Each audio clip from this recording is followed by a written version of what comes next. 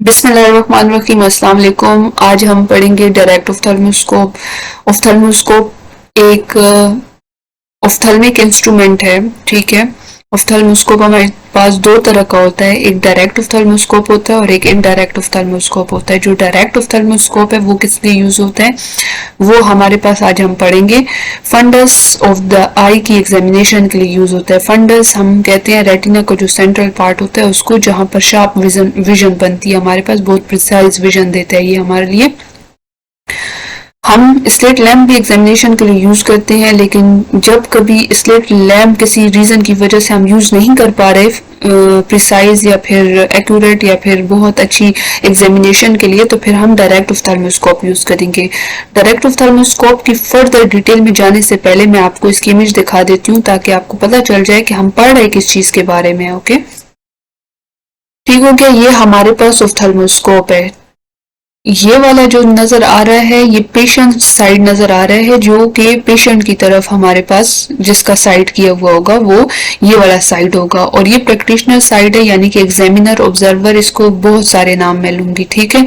Observer का हूँ, examiner का हूँ या फिर प्रैक्टिशनर का हूँ, ये तीनों एक ही बंदे के नाम होंगे। और पेशेंट साइड ये होगा, पेशेंट हमारा सब्जेक्ट है, ठीक है, जिसकी हम लोग ऑफ्थल्मोस्कोपी कर रहे हैं। तो सबसे पहले पेशेंट की तरफ ये वाला साइड होगा। तो इसमें कौन कौन से पार्ट हैं? This one is the viewing window, ठीक हो गया। फिल्टर स्विच, यहाँ पर फिल्टर्स वगैरह की एडजस्टमेंट होती है। एपर्चर डायल, ये एपर्चर डायल है जहाँ पर लेंसेज वगैरह की एपर्चर डायल हो गया हमारे पास, ठीक हो गया। डायोप्टर डायल ये वाली हो गई। और ये रिव्यू स्टार्ट हो गया ब्लैक कलर का। फिर प्रैक्टिशनर साइड यानी कि जो एग्जामिनर होगा उसकी तरफ ये वाला साइड ऑफ्थल्मोस्कोप का रखा जाएगा। तो यहाँ पर जो है ब्रो रेस्ट है, यहाँ पर ब्रो पे ये रखा जाता है। व्यूइंग विंडो है, इससे ऑब्जर्वर जो है देखता है पेशेंट की आई के अंदर। और ये डायोप्टर पावर डिस्प्ले है, ठीक हो गया। यहाँ पर पावर वगैरह की डिस्प्ले होती है। And this is the on off switch. तो ठीक है, ये हमारे पास क्या है? ऑफ्थल्मोस्कोप है। ये वाला साइड पेशेंट की तरफ होता है और ये वाला साइड जो है ना वो प्रैक्टिशनर की तरफ होता है। तो ब्रो रेस्ट से हम लोग अंदाजा लगाएंगे, ठीक है। इसको इंडिकेशन पॉइंट रखा हुआ है कि इस साइड को एग्जामिनर की तरफ फेस करेंगे, ठीक हो गया। तो ऑफ्थल्मोस्कोप फंडस की एग्जामिनेशन के लिए यूज करते हैं। ये बहुत स्मॉल होता है, वहां पर देख भी लिया आप लोगों ने। इजिली पोर्टेबल मीन्स कि हम लोग इसको अपने साथ लेके जा सकते हैं कहीं भी। And can also be use to examine the more anterior parts of the eye. कहते हैं सिर्फ फंडस की एग्जामिनेशन वगैरह के लिए नहीं, जो एंटीरियर पार्ट्स है, एंटीरियर चैम्बर वगैरह में लेंस वगैरह को भी देख सकते हैं, ठीक है। कोई ओपेसिटी वगैरह वो भी देख सकते हैं। It is important therefore to understand how it works and its advantages and limitation। कहते हैं कि डायरेक्ट ऑफ्थल्मोस्कोप को यूज करने से पहले जरूरी है कि आपको पता हो कि ये किस तरह से काम करता है, इसके एडवांटेजेस क्या है, लिमिटेशन क्या है। फर्दर वर्किंग प्रिंसिपल पे जाने से पहले मैं एक और डायग्राम के जरिए आप लोगों को इसका प्रिंसिपल बताती हूँ, ताकि आप लोगों के दिमाग में ये बैठ जाए कि किस तरह से ये जो ऑफ्थल्मोस्कोप है वो काम करता है। क्योंकि थ्योरी से इतनी अच्छी समझ नहीं आएगी जितनी अच्छी समझ आप लोगों को वहां पर डायग्रामेटिकली देख के अंदाजा हो जाएगा, ठीक हो गया। यहाँ पर देखें, ये फिजिशियन आई है, जो ऑब्जर्वर है, एग्जामिनर है, ये पेशेंट की आई है, ठीक हो गया। यहाँ पर ये जो वर्टिकली आप लोगों को दिखाई दे रहा है, ये हमारे पास क्या है? ये इल्यूमिनेटिंग सिस्टम है। और ये जो हॉरिजॉन्टली सारा सिस्टम दिखाई दे रहा है, ये हमारे पास व्यूइंग सिस्टम है। तो ऑफ्थल्मोस्कोप में कितने सिस्टम आ गए, कितने पार्ट्स आ गए? दो किस्म के सिस्टम्स आ गए। एक इल्यूमिनेटिंग सिस्टम है और दूसरा जो है वो व्यूइंग सिस्टम है। सब मैं आप लोगों को बताती हूँ। ओके, यहाँ पर देखें, ये वाला जो सारा सिस्टम है इसको हम लोग क्या बोल रहे हैं कि ये इल्यूमिनेटिंग सिस्टम हो गया हमारे पास। और ये वाला जो सारा सिस्टम है जो रिसेंटली मैं आप लोगों को दिखा रही हूँ एक रेड बॉक्स के जरिए, ये व्यूइंग सिस्टम है। तो ऑफ्थल्मोस्कोप में कितने टाइप के सिस्टम आ गए? दो टाइप के सिस्टम आ गए, एक व्यूइंग सिस्टम और दूसरा जो है वो इल्यूमिनेटिंग सिस्टम। अब यहाँ पर देखें, जो इल्यूमिनेटिंग सिस्टम है उसमें सबसे पहला जो ये पार्ट है ये बल्ब है, जिससे लाइट निकल के जाती है। यहाँ पर दो टाइप के लेंस जो है ऑफ्थल्मोस्कोप में फिट हुए हैं। ये जो वर्टिकली मैं दिखा रही हूँ ये सारा ऑफ्थल्मोस्कोप है, ठीक हो गया, जो कि एग्जामिनर ने अपने आई के सामने रखा हुआ है। तो लाइट जब निकलेगी तो इस लेंस पे स्ट्राइक करके जाएगी। दो लेंसेज यहाँ पर पड़े हुए हैं, जिसके दरमियान में एक अपर्चर स्टॉप भी मौजूद है। अपर्चर स्टॉप में डिफरेंट टाइप्स के हमारे पास जो अपर्चर्स हैं वो हम लोग एडजस्ट कर सकते हैं। जैसे ये ओवल शेप हो गया, राउंड शेप हो गया, या लार्ज फील्ड ऑफ व्यू चाहिए, स्मॉल फील्ड ऑफ व्यू चाहिए, या फिर किसी स्पेसिफिक पार्ट्स के लिए ये वर्टिकल स्लेट लाइक बीम चाहिए। तो इससे अपर्चर स्टॉप इसलिए यूज हो रहा है कि इसमें डिफरेंट काइंड्स के ये शेप्स मौजूद होते हैं डिफरेंट व्यूइंग के लिए। ठीक हो गया। और इसको आप लोग चेंज करेंगे अपर्चर व्हील से, जो कि मैंने अभी डायग्राम में आप लोगों को वहां पर एनाटॉमी ऑफ द ऑफ्थाल्मोस्कोप में बताया था। ठीक हो गया। अब आगे आते हैं तो यहाँ पर एक मिरर पड़ा हुआ है मतलब जो ऑफ्थाल्मोस्कोप है उसके अंदर मौजूद है मिरर। ठीक हो गया। वहां पर एनाटॉमी में शायद मैंने आप लोगों को बताया कि एक मिरर भी होता है। ठीक हो गया। उस मिरर के दरमियान में एक अपर्चर यानी कि होल मौजूद है। और इसके अलावा हमारे पास यहाँ पर कंपेंसेशन लेंसेज हम लोग यूज कर रहे होते हैं। ठीक हो गया। इनडायरेक्ट ऑफ्थाल्मोस्कोप में भी और डायरेक्ट ऑफ्थाल्मोस्कोप में भी। इनडायरेक्ट ऑफ्थाल्मोस्कोप में हमारे पास कंपेंसेशन लेंसेज यूज होते हैं और जो डायरेक्ट ऑफ्थाल्मोस्कोप होता है उसमें कोरेक्टिव लेंसेज यूज होते हैं, ताकि जो आगे हम प्रिंसिपल में पढ़ेंगे ना, क्योंकि जो रिफ्लेक्टिव एरर की वजह से जो ऑब्जर्वर है फिर उसमें भी वो एरर क्रिएट हो जाता है, जिसकी वजह से फंडस की जो इमेज है उसको ब्लर दिखाई दे रही होती है। इसलिए कोरेक्टिव लेंसेज यूज करते हैं ताकि वो इमेज जो है अगर हाइपरोप है तो उसको आगे लाके रेटिना पे फोकस किया जाए, और अगर मायोप है तो उसको पीछे लेके जाके उस पे फोकस कर दिया जाए रेटिना पे। ठीक है। तो इस मकसद के लिए ये लेंसेज यूज हो रहे हैं। ये कंपेंसेशन लेंस जो है ये तो हमारे पास इनडायरेक्ट में यूज होता है और कोरेक्टिव लेंसेज जो है वो डायरेक्ट में यूज होते हैं। ठीक हो गया। फर्दर अब क्या होगा, लाइट आएगी। ये लाइट मौजूद कहाँ है, ऑफ्थाल्मोस्कोप के अंदर लाइट आएगी, इस लेंस के अंदर से पास होकर जाएगी, इस अपर्चर से गुजरेगी और फिर दूसरे लेंस से पास होकर जाएगी, इस मिरर पे पड़ जाएगी, मिरर पे इमेज बन जाएगी, इस फिलामेंट बल्ब की इमेज मिरर पे बन जाएगी। अब उस इमेज से लाइट रिफ्लेक्ट होकर जाएगी पहले ऑब्जर्वर की आई में यानी कि एग्जामिनर की आई में, रेटिना पे जाके स्ट्राइक करके वहां से रिफ्लेक्ट बैक होके आएगी और इस लेंस से पास होते हुए जाएगी अपर्चर से निकल के और फिर पेशेंट का जो रेटिना है उस पे पड़ जाएगी। अब फिर पेशेंट के रेटिना पे स्ट्राइक होने के बाद वो फिर से आएगी, इस अपर्चर ऑफ द मिरर से निकल के इस लेंस के साथ स्ट्राइक होके रिफ्रैक्ट होके ये जो एग्जामिनर है उसके रेटिना के ऊपर फॉल कर जाएगी। ठीक हो गया। रेटिना के ऊपर जब फॉल कर जाएगी तो फिर तो ये इमेट्रोपिक है, लेकिन अगर आगे पीछे फॉल कर रही है तो फिर क्या होगा, मायोपिया हाइपरमेट्रोपिया रिस्पेक्टिवली होगा। तो होप से आप लोग को ये सारा समझ आ गया होगा। ये टिल्टेड मिरर हो गया, व्यूइंग अपर्चर इसके अंदर मौजूद होता है, ये कंपनसेशन लेंस है, ये इसको लेंस व्हील के साथ एडजस्ट किया जाता है। आई थिंक इसमें पावर्स वगैरह होती हैं। ये अपर्चर स्टॉप है, यहाँ पर जो अपर्चर व्हील है उससे शेप्स वगैरह चेंज की जाती हैं कि लाइट जो है वो क्या लार्ज एरिया हमें दिखाए, स्मॉल एरिया दिखाए या फिर कोई स्पेसिफिक पॉइंट दिखाए। ठीक हो गया। ये फिलामेंट बल्ब है, ये कंडेंसर लेंस है जो कि किसके अंदर मौजूद होता है, ऑफ्थाल्मोस्कोप के अंदर मौजूद होता है। जो दूसरा लेंस है वो ऑब्जेक्टिव लेंस है, यानी कि जो ऑफ्थाल्मोस्कोप है उसके अंदर दो लेंसेज होते हैं, एक ऑब्जेक्टिव लेंस होता है और दूसरा कौन सा होता है, कंडेंसर लेंस होता है। अब हम जब थ्योरी पढ़ेंगे ना तो आप लोग इस सारी जो इमेज को है ना वो ज़हन में रखना, फिर उसके मुताबिक ना समझने में आप लोगों को आसानी हो जाएगी। अच्छा, यहाँ पर फिर से वापस आ गए। The instrument consist of a system of lenses. कितने लेंसेज थे, दो लेंसेज थे, उसमें एक ऑब्जेक्टिव लेंस था और एक दूसरा लेंस था। ठीक है। आई थिंक कंडेंसर लेंस था कि कंपेंसेटिंग लेंस था। Which focus light from an electric bulb on to a mirror where a real image of the bulb filament is formed. अब आसान हो गया ना, बल्ब से लाइट आ रही है, ये लेंसेज से पास होकर जा रही है और फिर अपर्चर से पास हो गई, फिर दूसरे लेंस से पास हो गई और मिरर पे इमेज बना रही है बल्ब की। अब क्या होगा, the mirror reflects the emitted light in a diverging beam which is used to illuminate the patient's eye. अब मिरर पे जो इमेज बन गई है ना उससे लाइट स्ट्राइक हो गई, इमेज बन गई। अब उस इमेज से जो है लाइट रिफ्लेक्ट होके जाएगी, कहाँ जाएगी अभी देखते हैं। The mirror reflects the emitted light in a diverging beam which is used to illuminate the patient's eye. एक पॉइंट उन्होंने बीच में से स्किप कर दिया कि लाइट मिरर पे से जो रिफ्लेक्ट होके जाएगी तो वो पेशेंट की आई के अंदर पहले जाएगी।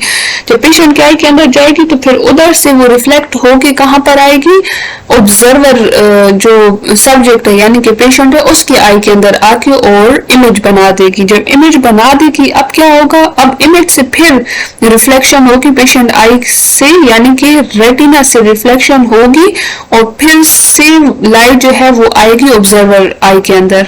तो यहाँ पर यही कहा हुआ है कि the mirror contains a hole through which the observer views the illuminated eye. अब जो इल्यूमिनेटेड आई है उसको क्या करेगा, ऑब्जर्वर देखेगा, व्यू करेगा। The image of the bulb is form just below the hole. अब ये पॉइंट इंपॉर्टेंट है कि हमारे पास जो इमेज बनेगी वो जो हमारे पास अपर्चर का होल है उससे थोड़ी नीचे बनेगी, ताकि जो कॉर्नियल रिफ्लेक्स है वो ऑब्जर्वर की विजुअल एक्सेस के ऊपर ना आए, क्योंकि अगर उसके ऊपर आएगा फिर तो ऑब्जर्वर को जो पेशेंट का फंडस है वो सही से दिखाई नहीं देगा। फिर से हम लोग इमेज की तरफ चले जाते हैं। यहाँ पर देखिए ये सारा प्रोसेस बताया कि लाइट आई, इससे पास होके गई कंडेंसर लेंस से, फिर अपर्चर से, फिर दूसरे लेंस से, फिर मिरर अच्छा, तो मैं इमेज के बारे में बता रही थी। आई डोंट नो व्हाई कि मेरी आवाज़ पख-पख है क्यों आ रही है, लेकिन आप लोग जो है वो वॉइस को थोड़ा-सा वॉल्यूम को डाउन करके सुने तो शायद प्रॉब्लम जो है वो सॉर्ट आउट हो जाए। बिकॉज़ मैंने अपनी वीडियो अभी सुनी है तो आवाज़ थोड़ी पख-पख है टाइप आ रही है, बहुत तेज़, कानों को अच्छी नहीं लग रही। सो वॉल्यूम को डाउन करके सुने, ठीक है, ताकि आप लोगों को कोई प्रॉब्लम ना हो। तो स्टार्ट लेते हैं। यहाँ पर मैंने क्या बात बताई थी कि लाइट आके यहाँ तक तो पहुंच गई, जो बल्ब की इमेज है वो मिरर पे पड़ी और उस इमेज से फिर क्या हुआ कि लाइट रिफ्लेक्ट होके गई और आई के अंदर पड़ गई, ठीक है, ऑब्जर्वर की। फिर वहां से रिफ्लेक्ट होके इस वाले लेंस से गुजर के गई और पेशेंट के रेटिना पे पड़ गई। पेशेंट के रेटिना से फिर रिफ्लेक्ट बैक होके आई, अपर्चर से गुजरी, इस लेंस से रिफ्लेक्ट हुई और फिजिशियन की आई में पड़ गई। और फिजिशियन को जो है वो पेशेंट का फंडस जो है वो दिखाई दे गया। लेकिन कह रहे हैं कि जो इमेज बन रही होती है वो इस वाले अपर्चर से थोड़ी नीचे बन रही होती है। वो इसलिए नीचे बन रही होती है ताकि पेशेंट को यहाँ पर ऐसे इमेज दिखाई दे। अगर इस अपर्चर के होल के ऊपर ये इमेज बन जाए तो फिर उससे क्या होगा कि कॉर्नियल रिफ्लेक्स प्रोड्यूस होगा, यानी कि लाइट कॉर्निया के ऊपर पड़ रही होगी, वो शाइनी लाइट दिखाई दे रही होगी, जिसकी वजह से फिर जो ये वाला जो बंदा है एग्जामिनर, उसको जो फंडस है वो सही से दिखाई नहीं देगा, क्योंकि कॉर्नियल रिफ्लेक्स जो है ये जो विजुअल एक्सिस है इसके ऊपर आ रही होगी एग्जामिनर की, तो उससे प्रॉब्लम होगी फंडस की इमेज बनने में एग्जामिनर की आई पे। तो इसलिए कहते हैं कि ये जो अपर्चर है इसको साइड होल भी बोलते हैं। इसके अलावा जो पेशेंट का प्यूपल ऑब्जर्वर का जो प्यूपल होता है उसको भी साइड होल बोलते हैं, ठीक है। तो इन दोनों को साइड होल बोल सकते हैं। तो साइड होल से कहते हैं इमेज नीचे बनती है। नीचे बनने की वजह यह है कि जो पेशेंट का कॉर्नियल रिफ्लेक्स है वो एग्जामिनर के जो विजुअल एक्सिस है उसके ऊपर ना बने। Is that clear now? अभी थोड़ा सा ऐसे कर लो कि फोकस दे दो, सिर्फ इस टॉपिक के अंदर खो जाओ फॉर सम टाइम, ताकि आप लोगों को क्लियरली समझ आ जाए। ठीक हो गया? अच्छा, तो यहाँ तक बात क्लियर हो गई। फिर कहते हैं कि the area of retina which can be seen at any one time is called the field of view.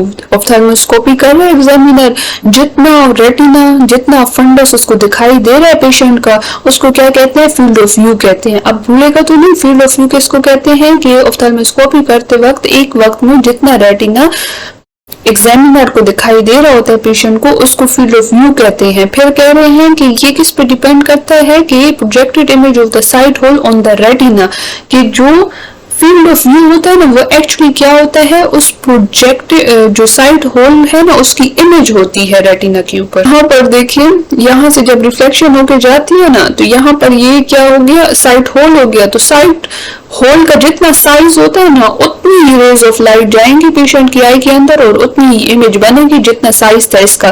तो एक्चुअली में जो पेशेंट के आई के अंदर जो इमेज बन रही होती है ना वो साइड होल की होती है। और ये जो फील्ड ऑफ व्यू है ना इसको हम कहते हैं कि ये साइड होल की इमेज है। ठीक हो गया? Projected image of the side hole को क्या कह रहे हैं? फील्ड ऑफ व्यू कह रहे हैं। समझ आ रही है? फील्ड ऑफ व्यू क्या है? ये हमारे पास side hole being the hole in the mirror और the observer's pupil whichever is the smaller. अब यहाँ पर बात ये है कि जो फील्ड ऑफ व्यू होती है वो तो इमेज होती है एक्चुअली में साइड होल की, लेकिन साइड होल किसका होगा? साइड होल हम ऑब्जर्वर के प्यूपल को भी कह सकते हैं और मिरर के अंदर जो अपर्चर है जो होल है उसको भी कह सकते हैं। तो इनमें से जो छोटा होगा ना उसी की इमेज होगी एक्चुअली में ये फील्ड ऑफ व्यू। ठीक हो गया? आगे बार बार ये बात बार बार ये रिपीट की जाएगी बात कि जो छोटा होगा होल उस पे डिपेंड करेगा ये इमेज, ये फील्ड ऑफ व्यू। वो कैसे कि देखो अगर अपर्चर बड़ा भी है तो उसका कोई फायदा नहीं है अगर प्यूपल जो है वो छोटा है ऑब्जर्वर का, क्योंकि लाइट रेस तो उतनी जाएंगी जितना ये प्यूपल है। फिर अगर प्यूपल बहुत भी बड़ा हो लेकिन आगे रखा हुआ अपर्चर छोटा है ना तो उस छोटे अपर्चर पे डिपेंड करेगी इमेज की साइज। क्यों? क्योंकि इससे तो बहुत सारी लाइट रेस चली गई है लेकिन आगे अपर्चर छोटा है तो जितना अपर्चर होगा उतनी रेस जाएंगी ना, तो फिर ये इसकी साइज पे डिपेंड करेगी इमेज। फिर हमारे पास डायग्रामेटिकली बताया जा रहा है कि इमेज B1 जो है साइट होल की AB की बनेगी। ठीक हो गया, फिगर में बताई गई है 14.2 में कि एक रे ऑफ लाइट जो है वो पास होगी नोडल पॉइंट से और दूसरी जो रे ऑफ लाइट है वो पैरेलल जाएगी विजुअल एक्सिस की और फिर रिफ्लेक्ट होने के बाद क्या करेगी, आई के अंदर से पास होके चली जाएगी और पोस्टीरियर फोकल पॉइंट पे क्या हो जाएगी, फोकस हो जाएगी। ठीक है, अब 14.2 में जाके देखते हैं कि क्या सीन ये लोग बता रहे हैं। यहाँ पर अभी इमेजेस का सिस्टम स्टार्ट हो गया, ये बल्ब लाइट वगैरह गई है, एक्सिस ऑफ ऑब्जर्वेशन ये है और कॉर्नियल रिफ्लेक्शन ऊपर है। ठीक है, मैंने बताया ना कि कॉर्नियल रिफ्लेक्शन ऊपर रह जाता है और एक्सिस ऑफ ऑब्जर्वेशन जो है नीचे आ जाता है क्योंकि साइट होल से नीचे इमेज बन रही होती है ताकि ये कॉर्नियल रिफ्लेक्शन जो है रास्ते में आके गड़बड़िंग कर दे, वरना जो एग्जामिनर है उसको फिर हमारे पास फंडस जो है वो दिखाई नहीं देगा सही से। 14.1 था ये डायरेक्ट ऑफ्थल्मोस्कोप की, वो डायग्रामेटिकली आप लोगों को बता रहे हैं। ठीक है, अब जो 14.2 का मैंने ऊपर जिक्र किया कि ये AB है, ये साइट होल है, आई थिंक ये पेशेंट की ऑब्जर्वर की आई है। ठीक है, यहाँ पर कहते हैं एक रे जो है लाइट की आएगी वो नोडल पॉइंट से पास होके जाएगी और दूसरी रे जो है वो ये जो प्रिंसिपल एक्सिस है ना इससे पैरेलल जाके और प्रिंसिपल प्लेन से रिफ्रैक्ट होके और फिर स्ट्राइक कर जाएगी रेटिना के ऊपर, तो इससे हमारे पास A1 B1 इमेज बन रही है। ठीक हो गया, ये इन्वर्टेड लग रही है लेकिन हमें फिर इरेक्ट दिखाती है ना आंख, तो डायरेक्ट ऑफ्थल्मोस्कोपी में इरेक्ट इमेज बनती है, इरेक्ट वर्चुअल इमेज होती है। ओके, क्योंकि ये देखो ये पीछे दिखाई जा रही है कि रेटिना से पीछे बन रही है लेकिन ये ऐसा है नहीं, तो इस पे इतना ज्यादा फोकस मत करो। ठीक है, direct ophthalmoscope image of the sight और form by emmetropic eye are retina P जो है वो प्रिंसिपल प्लेन है। ठीक है, प्रिंसिपल प्लेन तो समझते हो ना, प्रिंसिपल प्लेन वो प्लेन होता है, वो लाइन होती है जो कि प्रिंसिपल एक्सिस के परपेंडिकुलर होती है। ठीक है, ये यहाँ पर से यहाँ जो इमेजिनरी लाइन जो आती है प्रिंसिपल एक्सिस कहलाती है, उसको विजुअल एक्सिस भी आई का कह देते हैं। ठीक है, आगे क्या कह रहे हैं कि दूसरी फिगर देखो 14.3 वो एरिया ऑफ रेटिना बता रही है on to which image A1 B1 is projected, which is the field of view. The figure shows that the field view is smaller in a myopic eye RM and larger in a hyperopic eye RH than in an emmetropic eye R.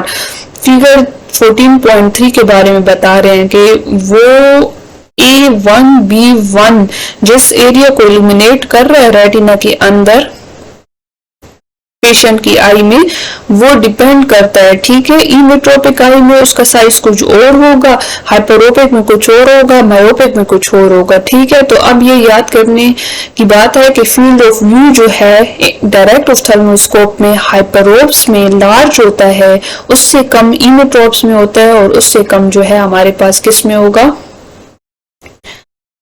मायोप्स में होगा। ठीक हो गया, is that clear?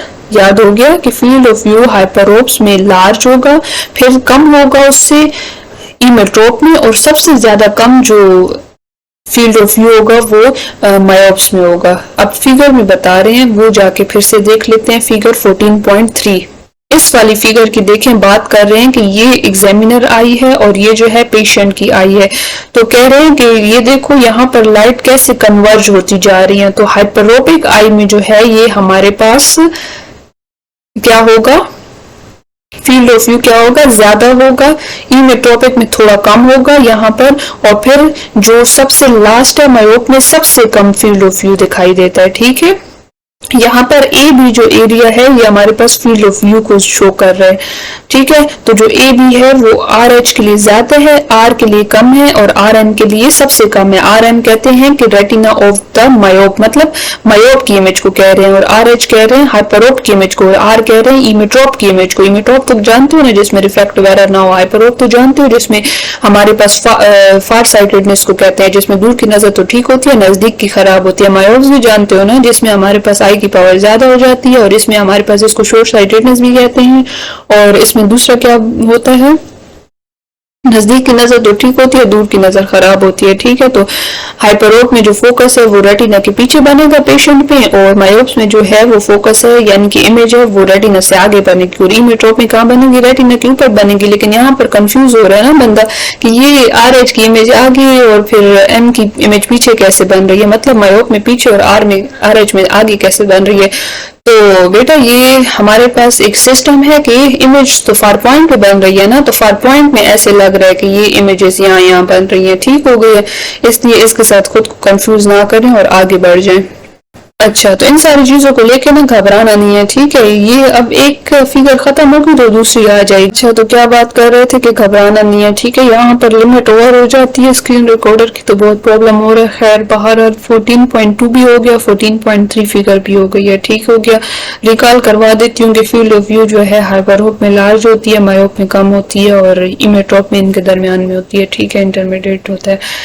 फिर figure जो है 14.4 आ गया है। कह रहे हैं कि जो फील्ड ऑफ व्यू है वो कंसिडरेबली, मैं पहले से बता देती हूँ कि वो लार्ज होती है, ठीक होता है, जब पेशेंट का प्यूपल डायलेट हो। तो अब हमारे पास ये आइडिया आ गया है कि जो पेशेंट प्यूपल है उस पर भी डिपेंड करती है फील्ड ऑफ व्यू। क्यों? क्योंकि अगर पेशेंट का प्यूपल स्मॉल है यानी कंस्ट्रिक्टेड है, मेड्रियाटिक वगैरह यूज नहीं किया होगा तो आपके पास शॉर्ट फील्ड ऑफ व्यू होगी। लेकिन अगर आपने मेड्रियाटिक यूज करके उसके प्यूपल को यानी पेशेंट के प्यूपल को डायलेट करवाया हुआ है ना, तो फिर आप लोगों के पास फील्ड ऑफ व्यू जो है वो लार्ज आएगा, ठीक हो गया। Is that clear now?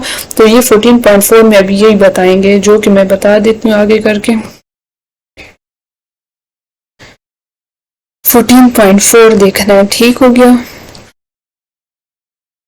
ये लो जी 14.4 देखो, सबसे पहले ये कॉन्स्ट्रिक्टेड प्यूपल है, ठीक है। ये कॉन्स्ट्रिक्टेड प्यूपल है पेशेंट का, जिसमें हमारे पास जो फील्ड ऑफ व्यू है देखो कितना कम है। ए बी का जो डिस्टेंस है ना वो फील्ड ऑफ व्यू बता रहा है कितना छोटा है।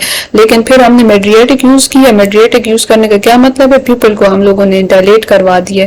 जब प्यूपल को डायलेट करवा दिया देखो प्यूपल कितना बड़ा हो गया। अब इससे जो रेज ऑफ लाइट जाएंगी वो ज्यादा जाएंगी और जो रेटिना है वो ज्यादा इल्यूमिनेट होगा। तो ये ए बी का डिस्टेंस देखो बढ़ गया, प्यूपल के साइज पे डिपेंड कर रहा है, ठीक है। तो फील्ड ऑफ व्यू किस पे डिपेंड कर रहा है? पहली बात तो pupil size of the patient पे डिपेंड कर रहा है। तो इसलिए मेड्रियाटिक यूज कर लेते हैं हम लोग ताकि बहुत अच्छा व्यू जो है वो हमारे पास आ जाए। तो ये हमारे पास कौन सी फिगर हो गई है? 14.4 हो गई है। तो मैंने ये बात ऑलरेडी आप लोगों को क्लियर कर दी है, ठीक हो गया। फिर in order to utilize the maximum available field of view it is necessary for the observer's to be as close as possible to the patient's eye. कहते हैं इसके अलावा पेशेंट प्यूपल के साइज को इंक्रीज करने के अलावा कोई और तरीका है फील्ड ऑफ व्यू को इंक्रीज करने का? तो हाँ है। वो ये है कि ऑब्जर्वर जो है ना जितना नजदीक हो सकता है पेशेंट के उतना हो जाए, ताकि जो फील्ड ऑफ व्यू है वो ज्यादा जो है वो इनलार्ज दिखाई दे, ठीक हो गया। तो हम क्या कह सकते हैं? डिस्टेंस जितना कम हो रहा है ऑब्जर्वर और पेशेंट के दरमियान में उतना ज्यादा फील्ड ऑफ व्यू इंक्रीज हो रहा है। तो इनवर्स रिलेशन हो गया ना। प्यूपल साइज से क्या था? डायरेक्ट रिलेशन था। प्यूपल साइज बढ़ रहा था तो फील्ड ऑफ व्यू भी बढ़ रहा था। प्यूपल साइज पेशेंट का डिक्रीज हो रहा था तो फील्ड ऑफ व्यू भी डिक्रीज हो रहा था। लेकिन यहाँ पर तो कोई और ही बात हो रही है। यहाँ पर इनवर्स रिलेशन ऐसे बिल्ड हो गया कि ऑब्जर्वर और पेशेंट के दरमियान में जो डिस्टेंस है वो जितना कम होगा उतना अच्छा फील्ड ऑफ व्यू होगा, जितना डिस्टेंस ज्यादा होगा उतना बुरा फील्ड ऑफ व्यू, मतलब कम फील्ड ऑफ व्यू होगा। बुरा फील्ड ऑफ व्यू का मतलब है कम फील्ड दिखाई दे रहा है, पूरा फंडस नहीं दिखाई दे रहा है एट टाइम। तो इनवर्स रिलेशन हो गया। फिर यहाँ पर फिर से फिगर ले आए हैं। कहते हैं 14.5 बता रही है कि distance between the patient and observer decrease कर रहे हैं ना, तो फील्ड ऑफ व्यू जो है the projected image of the site hold on the patient retina large हो रही है। फील्ड ऑफ व्यू को बार बार कह रहे हैं, यही लगे हुए हैं शुरू हैं कि साइट होल पे पेशेंट रेटिना पर साइट होल की जो इमेज बनती है, साइट होल तो बता दिया था ना, अपर्चर को कहते हैं या फिर पेशेंट के सॉरी ऑब्जर्वर के प्यूपल को कहते हैं, ठीक हो गया। तो जिसका साइज छोटा होगा उसी की इमेज होगी। तो अब आगे देखते हैं क्या कह रहे हैं। 14.5 है। 14.5 में उन्होंने क्या किया, ये लो जी समझ आ रही है।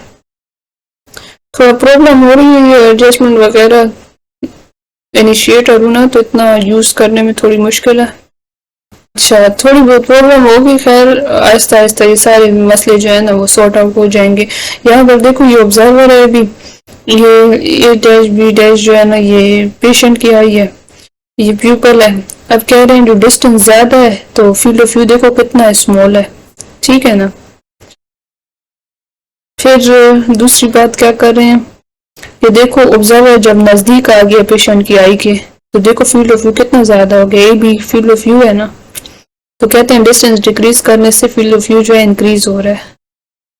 फिर दूसरी बात क्या कर रहे हैं ये लोग, दूसरी बात ये कर रहे हैं ना ये लोग कि साइट होल की भी बात करेंगे। ये देखो, direct ophthalmoscope the field of view A B increases as the sight hole approaches the patient's eye. दूसरे अल्फाज में ये भी कह सकते हैं ऑब्जर्वर की जगह पे कि साइट होल जितना करीब आएगा पेशेंट आई के उतना ज्यादा फील्ड ऑफ व्यू होगा। मतलब साइट होल का डिस्टेंस पेशेंट आई से डिक्रीज कर रहे हैं ना, तो फील्ड ऑफ व्यू इंक्रीज हो रहा है। And vice versa, vice versa का मतलब होता है कि इसी तरह, यानी कि अगर साइट होल को मैं पेशेंट आई से दूर कर लूँ, डिस्टेंस इंक्रीज कर लूँ, तो फील्ड ऑफ व्यू क्या हो जाएगा, डिक्रीज हो जाएगा। तो इसको बोलते हैं vice versa. Okay,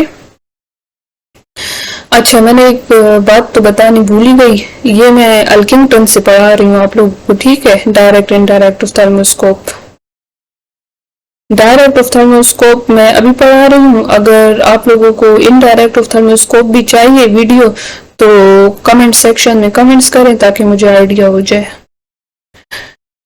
okay, further proceed करते हैं। Because the real image of the bulb filament lies just below the sight hole. ये बात तो कितनी बार मैंने बता दी है कि जो रियल इमेज बन रही है वो कहाँ बन रही है, साइट होल से नीचे बन रही है। वो इमेज होती किस चीज की, असल में बल्ब की ही होती है ना, बल्ब फिलामेंट की होती है।